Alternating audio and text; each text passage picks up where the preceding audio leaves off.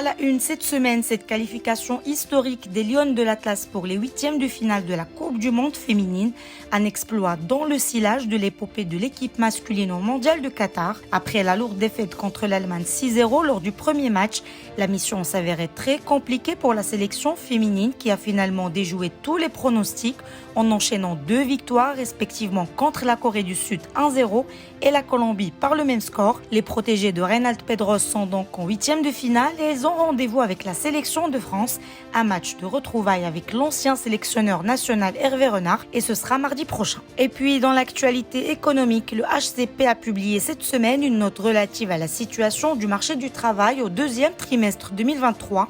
Il en ressort que l'économie nationale a subi une baisse de 1%, entraînant la perte de près de 86 000 postes d'emploi. Cette situation résulte principalement d'une perte de 198 000 emplois non rémunérés, malgré la création de 112 000 emplois rémunérés. La situation du chômage est aussi préoccupante, avec un total de 1 543 000 personnes au niveau national qui sont actuellement sans emploi. Le nombre de chômeurs a augmenté de 156 000 personnes, soit 12,4% en hausse par rapport à 11,2% précédemment. Et on passe à l'affaire de l'assassinat du jeune Badra Casablanca, une affaire qui continue de susciter une profonde émotion chez les Marocains qui attendent que justice soit rendue. 5 personnes ont été d'ailleurs arrêtées pour leur implication présumée dans ce meurtre. Elles ont été présentées cette semaine devant le procureur général près de la cour d'appel de Casablanca. Les charges retenues contre eux comprennent la constitution d'une bande criminelle, l'homicide volontaire, la tentative d'homicide volontaire, le vol et la complicité. Rappelons que les faits remontent à l'aube du dimanche 30 juillet lorsque le jeune Badr a été sauvagement percuté par une voiture sur le parking d'un fast-food à Ain Diab,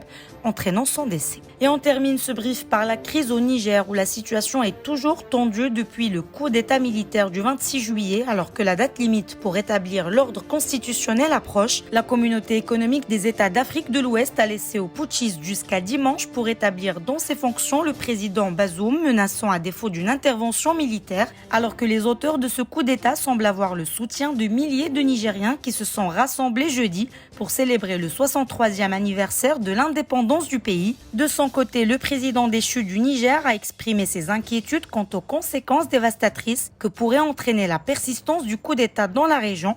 Il a lancé un appel à l'aide à la communauté internationale pour faire face à cette situation. Plus d'informations sur lebrief.ma.